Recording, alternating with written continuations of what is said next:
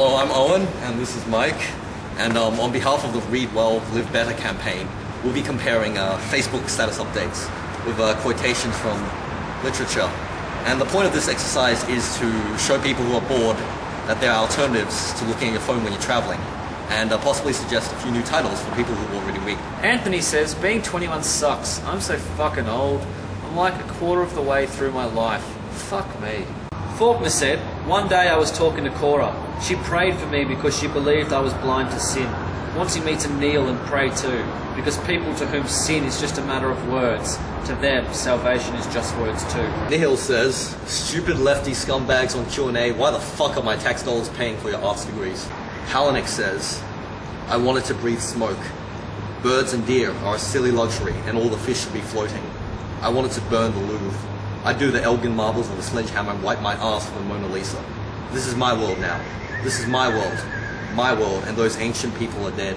Mike says, just like to thank Joel Fletcher for informing us that the Savage song Swing sounds just as shit now as it did back in 2005, and remixing it with some annoying little tune won't make it sound any better.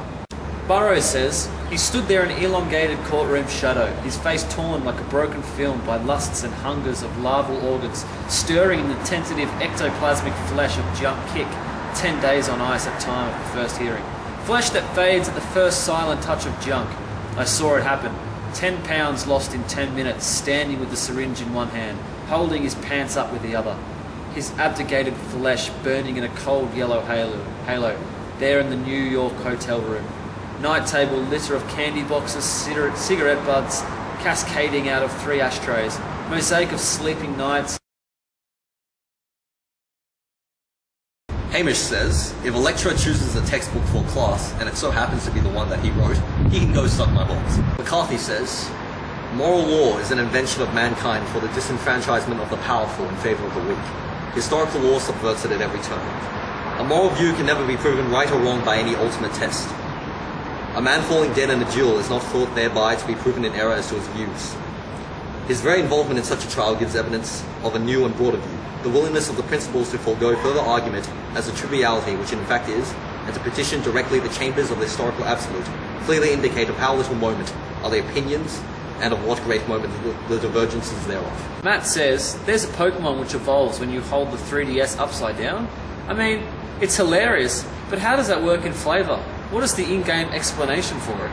Abnett says, teleport flare. The crackle of the energy bursts shivers across the open hillside, and ozone takes the cold northern air. Erebus, dark apostle, becomes flesh, and emerges from the scratch of light. He is not clad in ceremonial armour. He is wearing war gear that has been stripped down to fighting weight, darkened with ashes and inscribed over its entire surface with tiny, spidery script. A strike team is waiting for him. Its leader is Asemba, Zote of the Gal Vorback, a warrior of the most incidentary fury. His sword is already drawn, his armour is the colour of blood. This is how their enemies will know them. Blood red, the colour of fire, the colour of hell, the colour of gore, the colour of the octet.